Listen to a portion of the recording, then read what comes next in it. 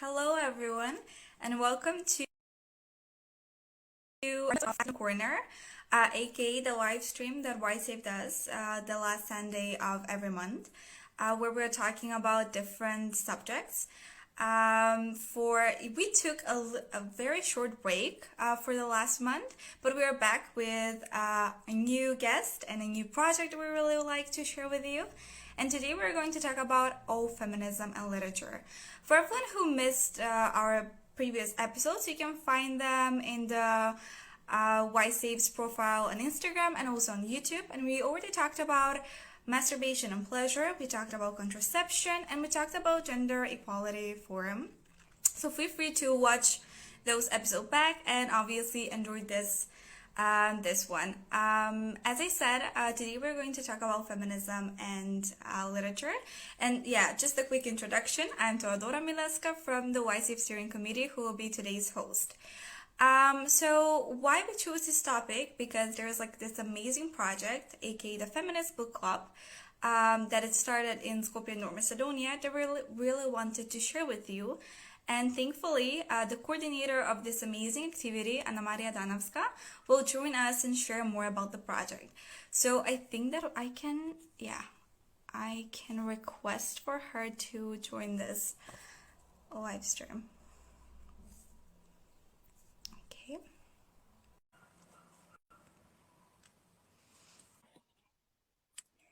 Hello.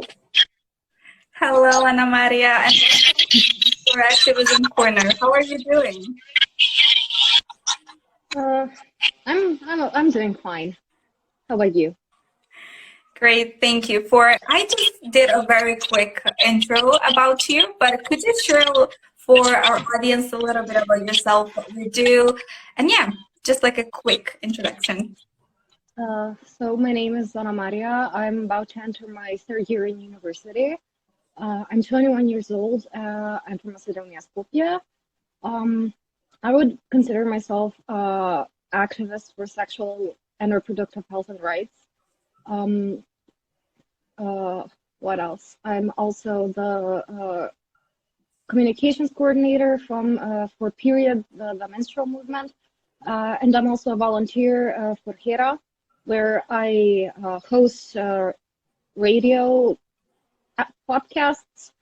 I'm a comprehensive sexuality educator. Yeah, I've been with HERA for 4 years now. That's great. I mean, you mentioned a lot of stuff, and I think that you'll check out a lot of boxes for activist profile. So yeah, but the reason you're here with us today is because of your role in HERAyouth as the coordinator of the newest activity that you have been doing. We'll talk a little bit later about the Feminist Book Club particularly, but we could just like start with general talk about the topic of feminism. And I would like to ask you, how much is the topic of feminism talked about in the society in which you live in? I would say not a lot. Like I would say that is generally considered a taboo topic. I certainly met with criticism and mockery whenever I've said I'm a feminist. Both from men and women. Mm-hmm. Yeah, I mean, that's very common community to grow up in. I can relate to, but obviously I feel like you are very brave enough to speak up about feminism in public and to, raise those questions. So can you share with us what was the motivation or your reason to become a feminist? Oh, okay. That's kind of a long story, but I'll try to make it short. When I was about 7 or 8 years old, I'm not saying that's when my journey started, but when I was about 7 or 8 years old, there was, by the government at the time, it was very anti-abortion, and they had a lot of commercials, billboards propagating pro-life content. And I remember at the time I was very afraid of those commercials and billboards, and I kind of moved them to the back of my head, and then suddenly I just remembered they existed when I was like 12 or 13, which led me to research a lot about abortion and realize that, yes, I support it. And that's generally what I would consider my starting point into feminism. Great. I mean, I can relate to it a little bit. Like, I didn't start being feminist at the age of 7. That's for sure, because I have no idea what feminism is. But I definitely started very young and, put some memories in the back of my head. And now looking back, being woke or enlightened or whatever, I feel like, oh, it's interesting to see that, especially young girls age 7 to 9, notice how unequal our society is, but they don't necessarily understand why it's that, and that it's not okay to be like that. That's not how it's supposed to be. Yeah. So I would also say a big contribution to me becoming a feminist was my unrestricted access to the internet, which is the double-edged sword, I have to admit. But I had the luck to run into the right circles and read about the correct things. What I would consider a correct thing. Mm-hmm. Yeah. Maybe like a follow-up question. I mean, let's say we found about feminism, or we, saw how unequal society is at the age of 8 to 9. How long did it take personally for you to acknowledge that you're a feminist and to really embrace that part of yourself? Because I feel like we always have like some identity struggle with, especially putting the tag on yourself that you're a feminist. Mm-hmm. It took me a bit to learn the correct term, that what I was, it was a feminist. But as soon as I found out the word, I immediately embraced it. I had no trouble labeling myself as a feminist. Great. I mean, for public discourse, I always struggle, especially in first and second year of high school, to say that I'm feminist, like publicly, to come out as a feminist, because, you're the spokesperson for the whole movement, right? There, and you're just gonna be like questioned about everything. And for me personally, I really struggle with accepting the term feminist, just because I felt like if I say yes, I'm feminist, I'll just like be put on the trial and be like, okay, what about this? What about this? Yeah. It was really a journey for me. Okay, thank you. Do you think that there is a certain stigma around feminism in your community, or let's say even in general? And if that's the case, why do you think that is? I think it has a lot to do with the history of feminism. The word, when you say you're a feminist, the first thing that comes to other people's mind is an angry man-hater. I would say that this idea started like at the very beginning. As a movement, it's had its shortcomings. Second wave feminism focused on experiences of white middle class women, ignoring women of color, queer concerns, and gender as a concept. Actually, I think I'll go into this a bit more later, but I would say that radical feminists such as Valerie Solanas carved this impression of feminism. She wasn't the only one, of course, but she definitely had an impact with her Scum Manifesto, which implies, well, not implies, it outright states that men should be killed. Yeah.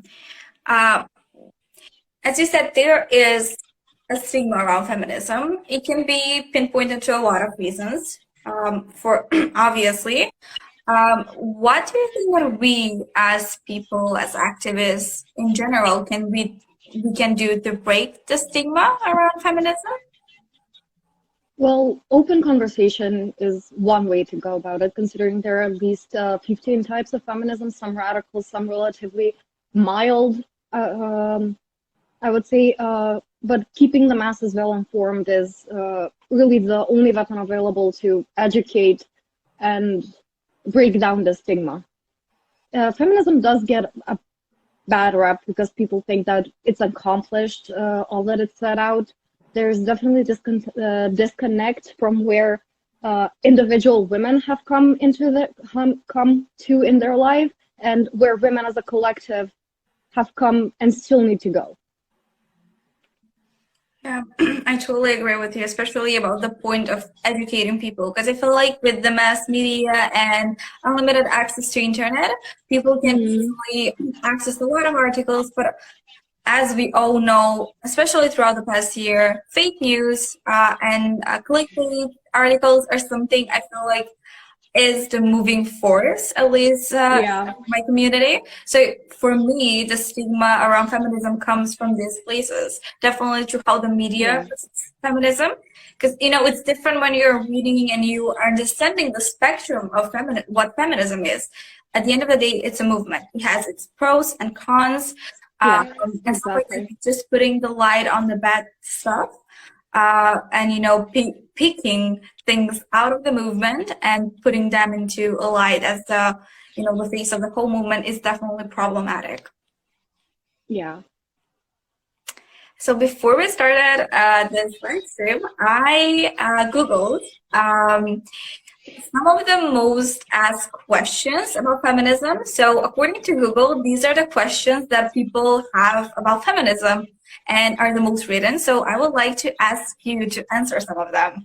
So the first one is, I feel like this is like where we're coming to the educational part, where we're going to destigmatizing feminism and feminists. So the first question is, and I'm very not surprised that this is the first question, why are feminists so angry? Yeah, I figured something like this kind of question would come up, which is why I said I'll go into this a bit later. I think the stereotype has a lot to do with how feminists are portrayed in the media. From the very beginning, from the very start, the first feminists who, you know, wanted the right to vote got called angry too. They also faced a lot of anger. The first feminists, the suffragists, began campaigning, which provoked great anger because women were only seen as wives and mothers. It was men who went to work and held the political power. Since then, almost everything feminists have done has made some people angry. Second wave feminists wanted equal pay, workplace equality, free contraception, legal abortion, free childcare. But people got a lot angry at them for stepping out of line. Newspaper headlines made them sound crazed and violent, outrageous, and started reporting bra burnings that never really happened. I would say that Black feminists especially are criticized and stereotyped as angry. Great. Thank you for your comprehensive answer. Moving on to the second most Googled question. Do feminists hate men? This is definitely a stereotype or a misconception that comes from the idea that women want more power over men. Feminism is about equality between genders, which means feminists don't want women to be more powerful politically, socially, economically than men, any more than we want men to be more powerful than women.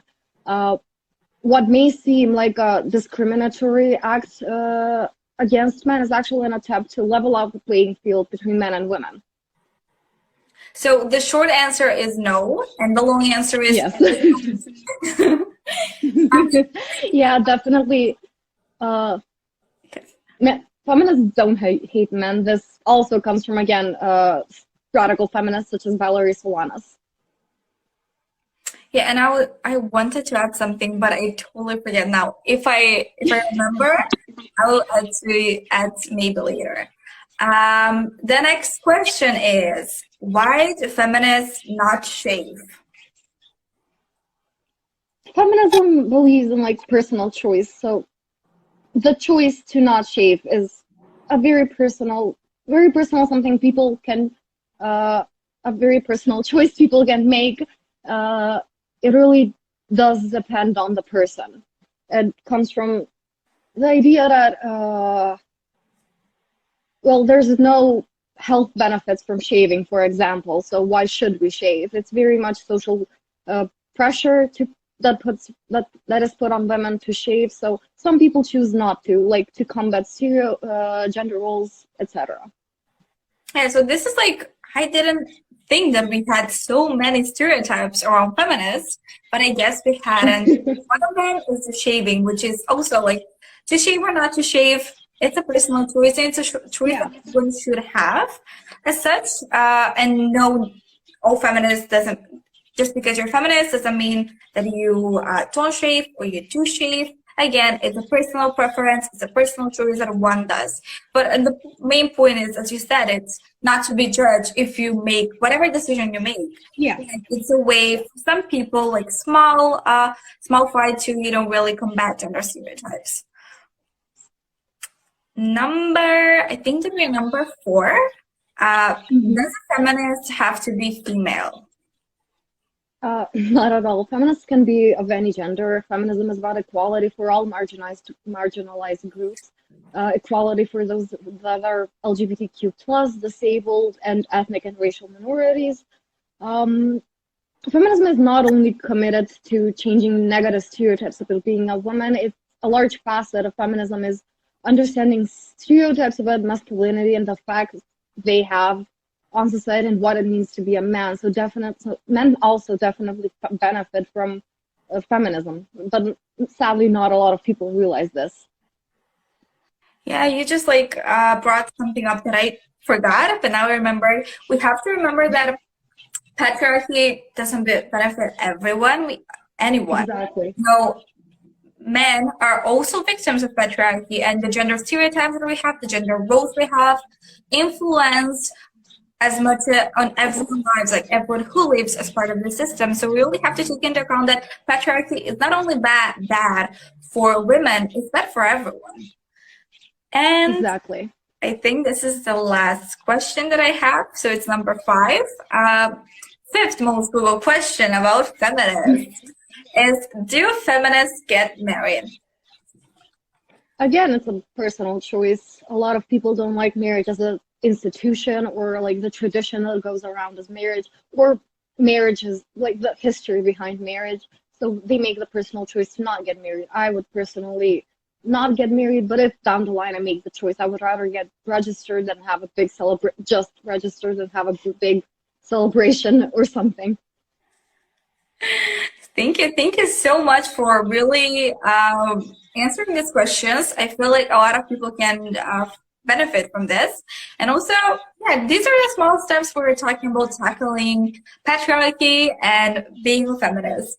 So I see people popping in and popping out. And before we move on to talk more about the Feminist Book Club, I would like to ask our viewers, if you have any question, please use the comment box down, or if you want to jump in, you can also send an invite to join the live stream, and we will add you.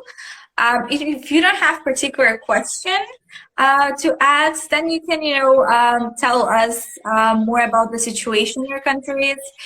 Is it something what me and Anamarija talked about is something relatable for you? Is the perception of feminism the same in your own communities?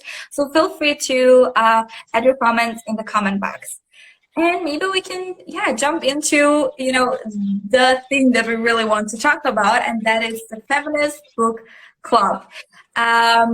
So we'll talk more about the Feminist Book Club and what you do. And starting with very easy question, how did you come up with the idea for the Feminist Book Club? And what were the reasons that inspired you to start an initiative of this type? Well, I would say that it started as the Feminist Book Club started last year during quarantine, so it definitely began as a quarantine activity. A friend of mine started the initiative, gave birth to the idea, and worked out all the kinks on how it should function. In HERA, the organization we both volunteer at, that works on HR, enabled us and gave us visibility. I would definitely say that one of the reasons this started is because in my country, we don't have a big access to feminist literature. Either it's outrageously expensive, or it isn't just translated into Macedonian. So that was definitely the big reason, big motivation behind it. When my friend stepped down as the coordinator, I got nominated to be the next one, as I'm very passionate about both feminism and literature. Great to hear that we, even though it's a quarantine activity, it continues in times when we have less strict measures, at least in this part of the world. How can you tell us, especially because it's something that started without having social contacts, without having contact with people, bringing people in the same room, how does the club function? So the Feminist Book Club is an activity of HERAyouth that aims to create a safe space for discussing feminist literature and is open to anyone interested in the subject. In short, at the beginning of each month, we publish a moderator and a book. The book is chosen by a moderator, and we read it during the duration of the month. And at the end of the month, we have a meeting where we discuss the book. So far, we've only had online meetings, but it all depends on the availability of the moderator. So we hope in the future we might have a meeting in real life. Great. Just like a follow-up question, how do you choose the moderator? What is the profile of moderator? How to become one? Well, I personally try to choose someone within the members of the Feminist Book Club, but sometimes as well as the previous coordinator, we found people who were either feminists involved in literature, someone who would generally consider themselves a feminist. Great. So it's open to everyone who, feels comfortable talking to people, with people, has a little bit of knowledge of literature, and also is a passionate activist / feminist, whatever. Great. Did you maybe face any, we always talk about activities, projects, all the good stuff, all the amazing results. But, looking from a realistic perspective, we also have to take in some of the risks that can come up throughout the whole implementation. So did you maybe face any obstacles or challenges while implementing the initiative? Well, we surprisingly had a lot of support both from HERA and the general public. We currently have 65 members, if I'm remembering correctly. Wow, that's great. That's amazing for an activity that it's not that long. It's still a new activity, only 1 year run. I feel like 60+ members. It's amazing number. You mentioned already that you had a lot of support from your organization, but also from the general public. What was the reaction of general public to the formation of the Feminist Book Club? We generally had a relatively positive reaction. The Youth Educational Forum made a video about it. Platform had an interview with our first coordinator. The Feminist Festival Firstborn Girl invited us to hold a panel discussion. Even though we live in a relatively patriarchal, you know what I'm trying to say, society, the idea came to a lot of interest from the general public. And although our target audience, target demographic was young women from the ages of, 15 to 30, the members themselves are pretty diverse, spanning different age groups with different life experiences and backgrounds. Wow, that's amazing. I mean, I loved it, and I love that you got support, especially from your community. I feel like even though launching activity like this, it's a little bit risky, especially in the patriarchal society that we live in. People are not open to new stuff that easily. But I think, the feedback that you guys got with 60+ members really acknowledges that there is a need to talk about feminism, and people want to talk about feminism, but they just don't have the space and the time to sometimes. Exactly. So that's amazing. Exactly. people do have the interest and they do feel the need to both discuss feminist literature and read feminist literature. Just I wouldn't say they've always had the opportunity to do so. I'll also get more into this later. Okay, great. What are some of the books that were part of your feminist book club? You know, what have you read? What genres maybe? What are the topics? And do you maybe have a favorite? So far, I would say we've both done fiction and nonfiction. We started off with Normal People by Sally Rooney, Living a Feminist Life by Sarah Ahmed, The Good Body by Eve Ensler, Beloved by Toni Morrison, Kim Ji-young Born 1982 by Cho Nam-joo, A Room of One's Own, of course, Virginia Woolf, The Seven Husbands of Evelyn Hugo from Taylor Reid, Women Talking by Miriam Toews, The Song of Achilles by Madeline Miller, In the Dream House by Carmen Maria Machado, and the last book we've read was actually written by one of our members. It was the first book we had in Macedonian. It was called Iskra or Spark by Anastasia Mladinovska.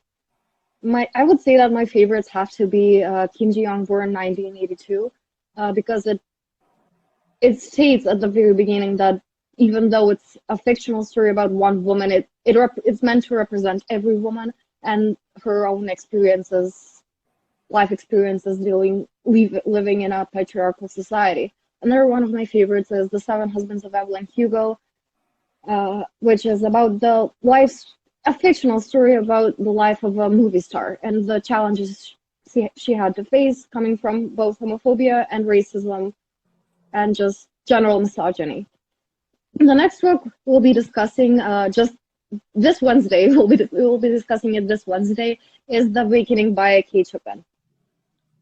Great. I mean, I definitely agree with what you said, and that's amazing. First of all, great amount of books, like 10 plus already. Very different genres, I have to say. And I love that even though it's a feminist book club, you really tackle upon intersectionality, LGBTI, racism, and stuff like that, which is, I feel, essential when we're talking about feminism and, you know, really trying to make up for some of the things that the movement didn't do at the beginning of it. Yeah. You mentioned that you were part of the first feminist festival about culture and action, and then you had your first offline event, which is very interesting because you're doing everything online, using online tools, meeting online people. Can you tell us more about it? Well, I would say that it went really well. There were a lot of people that took part in the event we hosted. We had a panel discussion with questions related to women in literature and literature written by women, and as well as feminist literature, and how much it's represented in our formal education, focused on not just books written by women, but also why their works weren't recognized. A professor of English from the faculty of philology was part of the panel discussion, as well as a member of the Feminist Book Club, a young female author, an educator at a workshop for feminist writing, and a representative of the initiative HERA Woman Author. Everyone had an opportunity to and space to share their experiences, opinions on feminist literature, and we also had a very rich discussion with the public, especially on the topic of budget allocation of public libraries to create events such as this one, as well as investing in literature written by women and feminist literature. I love it. I mean, it's nice, you know, not only you're creating digitally or online safe space to tackle feminism, step by step, you're really going into the real world and making spaces where people can just come up and, you know, talk about feminism fairly and openly. we already talked something about, we already started talking about this, but in your opinion, to what extent are the young people in your country familiar with feminist literature, at least the one that is available globally? Oh, I would say not at all. Not many young people read outside of school, and not a lot of people go to explore different topics such as nonfiction, let's say. In my high school, we read about 85 books, give or take, over spanning 4 years, none of which were written by women. I had to actually pull up the 2019-2020 work program from my high school and like personally count all the books that we've had to read in our 4-year education, and to confirm that none of them were actually written by women. The way our curriculum works is that we read a selection of books to represent each period of literature, going in chronological order. For example, we read Sophocles from the ancient period and de Balzac from the realist movement. This isn't to say that we don't have place in this curriculum to and how it's imagined, or that there aren't any women who wrote at all during these time periods. I have to give Frankenstein by Mary Shelley as an example. The book could very easily fit in the system, and I would say it's a very important book to represent Romanticism as a period and as a movement. And I would also say it's very important to literature itself, considering it's the foundation of the science fiction genre. So there is definitely room for improvement in our high school curriculum. I mean, I'm quite shocked with what you just shared with us. I mean, I wish people that were in the educational system had half as much as the dedication that you had to go through a whole work plan and to yourself, to just see the stats, to include more women. And it's not even talking about feminist literature. We're talking about books and literature written by women, and not being part of the formal education, not having one single book written by women really gives very weird vibes to start with. What is the message you're sending to your students?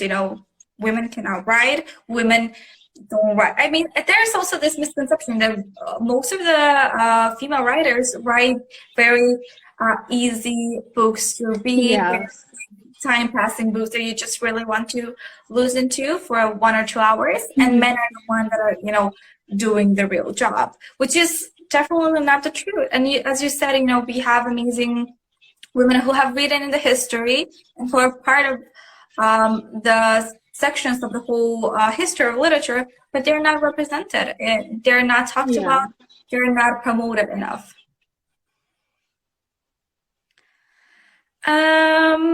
Maybe this is maybe our last question, moving up till the end. If no one has questions to ask, if you have, please feel free to add your questions in the comments.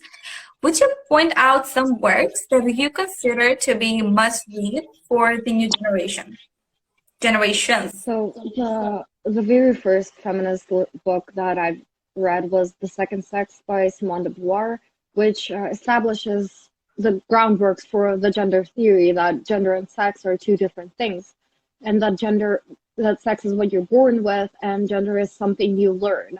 Another important work I'd have to mention is A Room of One's Own by Virginia Woolf, Vindication of the Rights of Women by Mary Wollstonecraft, The Yellow Wallpaper by Charlotte Perkins Gilman, and Women, Race, and Class by Angela Y. Davis.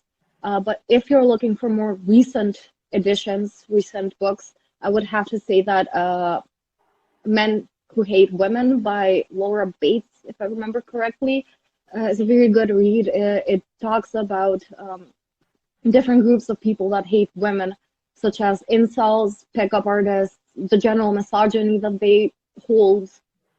It's like an analysis of each group. It's an interesting read. Wow, yeah. I love all of your recommendations. I have to agree with you, especially with The Second Sex by Simone de Beauvoir. It was one of the first feminist literature that I've read, like it's a theory, it's a very good thing to get you started, but it's also because it was written in French. I don't know, I had a little bit of problem with that with translation. It was very hard to read for me, and I didn't read the whole material. It's not something to read in 2 days, but I took my time reading it, and that's okay. Take the time that you need to read a book. To really commit yourself to understanding the book and understanding the author. And I agree with The Second Sex. I also love. My go-to is also Remove One's Home by Virginia Woolf. It's an essay.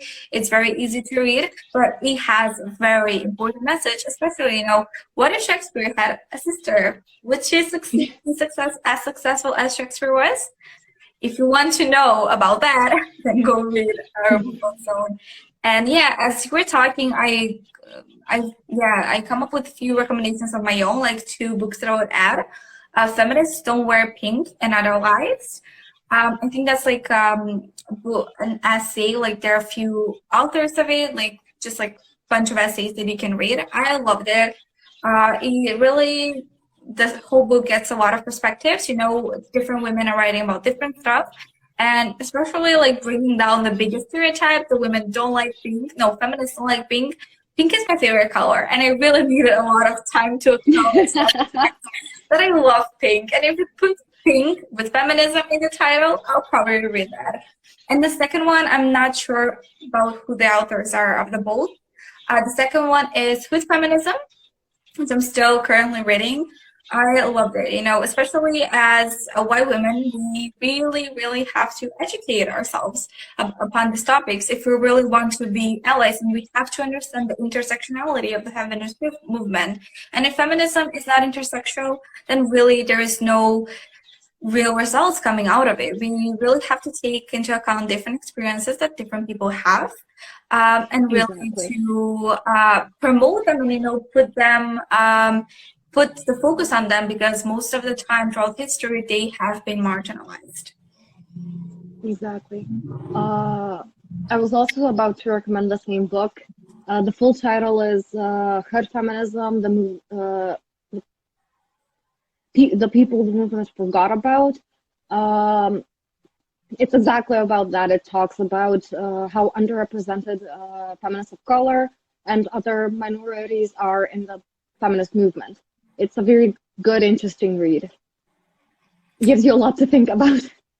Definitely. As it says, I'm still reading it, and I'm still thinking about it, and really trying to kind of learn new things. It's something that we have to constantly educate ourselves about. As we said, it's a movement, it's changing, the times are changing. The people, not so much, but we really have to invest our time to become the best feminists that we can be and the best allies that we can be. So I think that's pretty much it, all the questions that I had for you. If the viewers have any questions, please put them down in the comments, or if not, you can always slide into our DMs and we can try to answer the questions. I want to say thank you to Anamarija for taking the time to spend with us and talk about this amazing initiative. Thank you for inviting me. No problem. I feel like this is the second time we're having a young person from HERAyouth that does different activities. So that's very nice to see. You're working in different fields, and I really like to encourage the same for all the young people. As you said, this was an activity born in quarantine, and even though there's this prejudice that all the activities that we have to do, all the activism that we have to do has to be pre-planned, has to be, supported, has to be strong and stuff like that. Activism can also be very accidental, or it can be it can be just something that happens in the moment. So I think that your initiative for Feminist Book Club really shows us that activism can really can do a lot of stuff, even with a lot of restrictions going out there. Because I felt especially throughout quarantine, we had this time where we had to put our feminism or activism in general down because of the restrictions, and we really couldn't do much, and we couldn't meet people face to face. But I think that this is amazing opportunity to, really say, yes, we can do everything. We can do in quarantine, we can do restrictions, we can do anything we want if we want and if we work hard for it. So thank you so much. And I want to say thank you to all of the viewers who watched us patiently till the end. We hope that you learned something from this discussion, and you might feel the spark of inspiration to create or initiate your own activity. If there's anything open, or would you like to start a project of your own, but you don't know where to start, please don't hesitate and slide into our DMs. We can try to help you as much as we can. And if you have any subject you really want us to tackle upon, if you know an activist that works in the field of HR, feminism, gender equality, LGBTI, and you would like for us to discuss with them their activities, please slide into our DMs. We're always open to collaborate with young activists and to really promote the work of young activists and what they do. So yeah, that's all. Thank you very much, Anamarija, again, and see you next month. Bye.